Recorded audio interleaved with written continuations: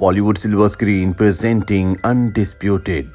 इस कहानी की शुरुआत में हमें दुनिया की सबसे खतरनाक जेल दिखाई जाती है जो कैलिफोर्निया में है। और इस जेल में एक बॉक्सिंग मैच चलता है जिसमें कोई भी रूल नहीं है। एक बॉक्सर दूसरे बॉक्सर को मार भी सकता है। और यहाँ का जो सबसे खतरनाक कैदी बॉक्सर है उसका नाम मोनरो है, जो आज तक कभी कोई फाइट नहीं हारा और आज भी उसी की फाइट चल रही होती है। अभी यहाँ पर एक नया कैदी आता है जिसका नाम चोई है। चोई एक चोर है और उसे उसका साथी यहाँ के बॉक्सिंग मैच के बारे में बताता है।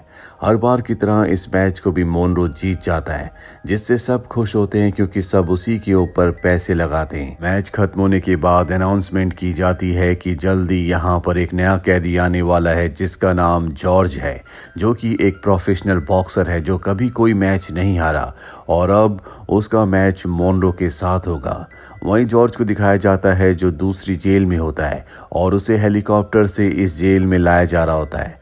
तभी हमें उसकी पास्ट की ज़िंदगी दिखाई जाती है जहां पर वो एक प्रोफेशनल बॉक्सर था जो कभी कोई मैच नहीं हारा था, पर एक लड़की ने उसके ऊपर एलिगेशन लगाया कि उसने उसके साथ ज़बरदस्ती की। हालांकि उसने इस जुर्म को कभी एक्सेप्ट नहीं किया, पर ना तो वो और ना ही उसके वकील उसे बेगुनाह साबित कर पाए और अब उसे दुनिया की सबसे खतरनाक जेल में लाया जा रहा है। मोनरो देखता है कि जॉर्ज को हेलीकॉप्टर से लाया गया है, जो कि बहुत बड़ी बात होती है क्योंकि यहाँ पर हमेशा कैदियों को बस से लाया जाता है।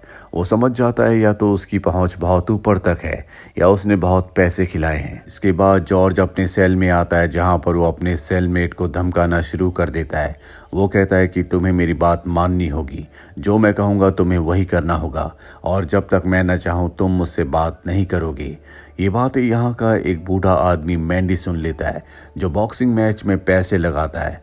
वो उसे कहता है कि शायद तुम बाहर की दुनिया में चैंपियन हो, लेकिन यहाँ का चैंपियन कोई और है, उसका नाम मोनरो है और जल्दी ये बात तुम्हें समझ में आ जाएगी। इसके बाद वो मोनरो को ढूंढना शुरू कर देता है। जल्दी उसे मोनरो दिख जाता है, जिसके बाद जॉर्ज उसे कहता है कि शायद तुम यहाँ के चैंपियन हो, लेकिन अब तुम चैंपियन नहीं रहोगे क्योंकि इस जेल में मैं आ चुका हूँ। वो मोनरो की इंसल्ट भी करता है, लेकिन मोनरो उसकी बात का कोई जवाब नहीं देता, जिससे जॉर्ज को गुस्सा आता है और वो उसे एक थप्पड़ मार देता है। इन दोनों की फाइट होने वाली होती है कि तभी यहाँ पर गार्ड्स आकर इन्हें पकड़ लेते हैं। जॉर्ज को वार्डन के पास ले जाया जाता है। वार्डन उसे कहता है कि तुमने कभी भी जेल में लड़ाई करने की या कोई रूल तोड़ने की कोशिश की तो तुम्हें काल कोठरी में डाल दिया जाएगा, पर जॉर्ज उसकी बातों से नहीं डरता। वो कहता है कि तुम मेरे बारे में शायद नहीं जानते, मेरी पहुंच बहुत ऊपर तक है। अगर तुमने कभी मुझे डिस्टर्ब करने की कोशिश की तो मेरे लोग जो बाहर हैं वो सोशल वर्कर्स के पास जाएंगे और तुम्हारे पूरे जेल में जो कुछ होता है उस सब को एक्सपोज कर देंगे, जिससे तुम्हारी जेल बंद हो जाएगी, तुम्हारी नौकरी चली जाएगी। जॉर्ज की बातें सुनकर वार्डन कहीं ना कहीं डर जाता है क्योंकि उसे पता है कि जॉर्ज की पहुंच सच में बहुत ऊपर तक है, इसीलिए जॉर्ज को छोड़ दिया जाता है। और अब इन्हें किसी न किसी को सजा तो देनी है, इसीलिए मोनरो के पास जाते हैं और मोनरो को काल कोठरी में बंद कर दिया जाता है। वहीं जॉर्ज जो पूरी आज़ादी से घूम रहा होता है, वो अपने सेलमेट से पूछता है कि तुम्हें यहाँ पर क्यों लाया गया, तुमने कौन सा जुर्म किया था। उसका सेलमेट कहता है कि यहाँ का एक रूल है, कभी किसी से उसकी पर्सनल बातें मत पूछना। इस बात को यहाँ पर सबसे बुरा माना जाता है। यहीं पर एक और कैदी होता है जो जॉर्ज को उल्टा सीधा कहना शुरू कर देता है, पर जॉर्ज पूरी तरह से शांत रहता है और उस कैदी से कहता है कि अगर तुम चाहो तो मुझे मार सकते हो, मैं तुम्हें पूरा मौका देता हूँ और अगर तुमने मुझे मारा तो तुम्हारा जेल में नाम होगा कि तुमने जॉर्ज पर हाथ उठाया। जॉर्ज उसके सामने हाथ ऊपर करके खड़ा हो जाता है, जिसके बाद वो जॉर्ज को पंच मारता है, पर उसके पंच से जॉर्ज को कुछ भी नहीं होता। वो जोर जोर से हंसने लगता है और अगले पल वो एक जोरदार पंच उसे मारता है, जिससे वो पीछे जाकर गिरता है। साथ ही वो ऐलान करता है कि यहाँ का नया चैंपियन मैं हूँ।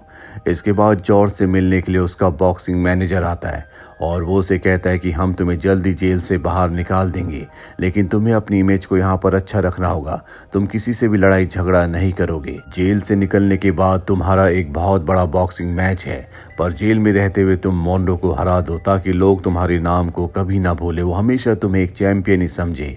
दरअसल मैनेजर ने जानबूझकर जॉर्ज को इस जेल में भेजा था ताकि वो मोनरो को हरा दे और हमेशा की तरह चर्चा में बना रहे। इसके बाद यहाँ पर जॉर्ज की लॉयर भी आती है जो उसे कहती है कि जिस लड़की ने तुम्हारे ऊपर एलिगेशन लगाए हैं वो तुमसे कुछ पैसों की डिमांड कर रही है, जिसके बदले वो अपना केस वापस ले लेगी, पर जॉर्ज उसे पैसे देने से मना कर देता है।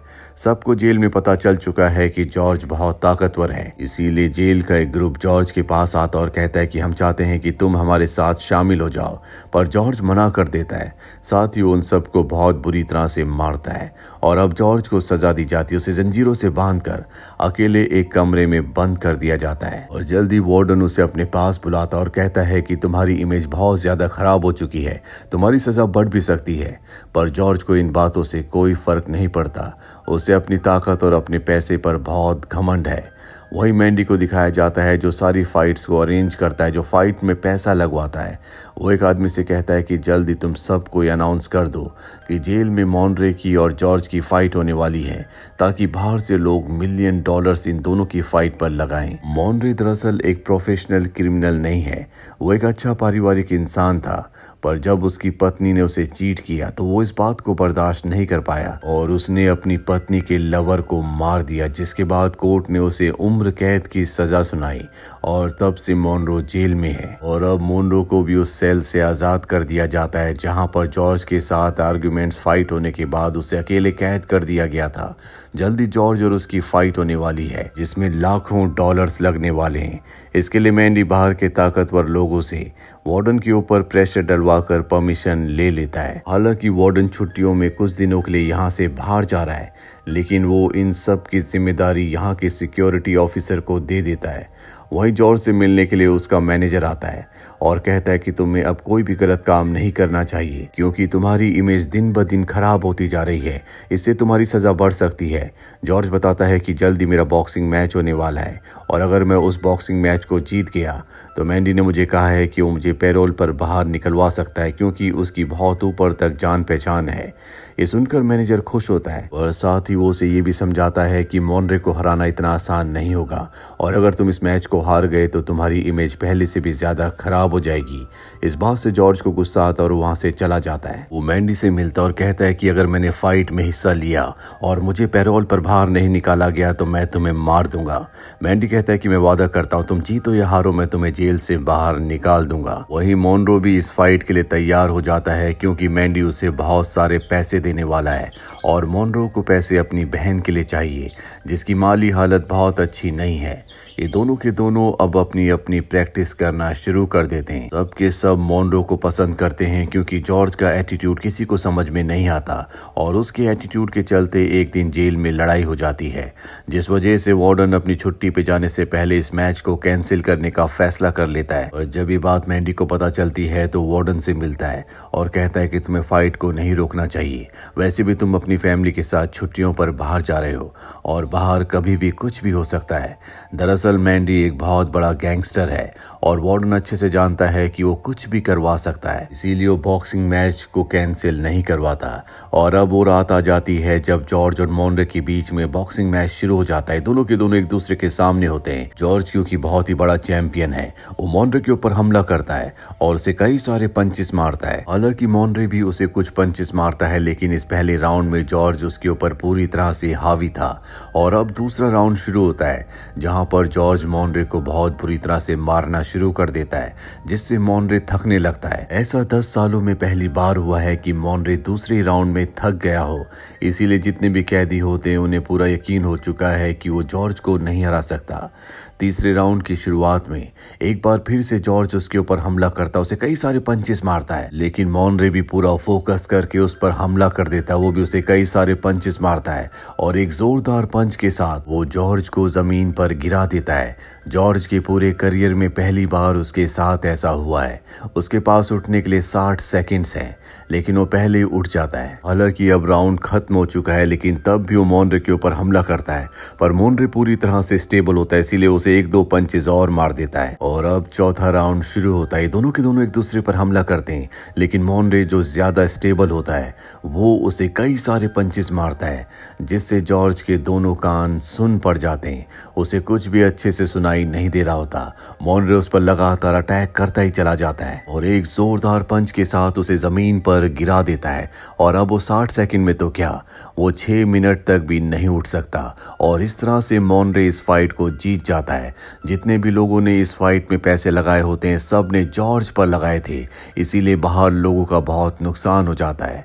इस फाइट के 3 हफ्ते बाद हमें बताया जाता है कि मैंडी की मृत्यु हो गई और उसने अपने वादे पूरे किए होते हैं। उसने जॉर्ज को जेल से बाहर निकलवा दिया होता है। साथ ही उसने मॉनरे की सिस्टर को बहुत सारे पैसे दिए थे, जैसे कि उन दोनों के बीच में डील हुई थी। साथ ही मैंडी ने अपने जेल के असिस्टेंट जोई के लिए अपनी विल में $2 मिलियन छोड़े होते हैं। बाहर जाने के बाद जॉर्ज और उसका जो मैनेजर होता है वो पूरी दुनिया को बताते हैं कि जॉर्ज की कभी भी जेल में किसी से फाइट नहीं हुई, वो सिर्फ एक अफवाह है। वो मॉनरे नाम के किसी बॉक्सर से कभी नहीं लड़ा। कुछ महीनों के बाद दिखाया जाता है कि जॉर्ज की हैवीवेट वर्ल्ड टाइटलशिप के लिए एक दूसरे बॉक्सर से फाइट है। इन दोनों का फाइट मैच टीवी पर आ रहा होता है, जो जेल में सभी कैदी देख रहे होते हैं।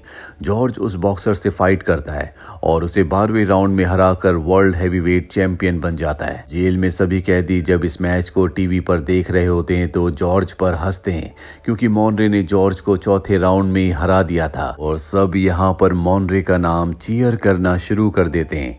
मॉनरे अपनी सेल में पूरी तरह से शांत बैठा होता है, जैसे उसे इन बातों से कोई फर्क नहीं पड़ता। इस कहानी के नेक्स्ट पार्ट का लिंक नीचे डिस्क्रिप्शन में दिया हुआ है, आप उस पार्ट को भी जरूर देखें। उम्मीद करते हैं कि ये कहानी आपको पसंद आई होगी।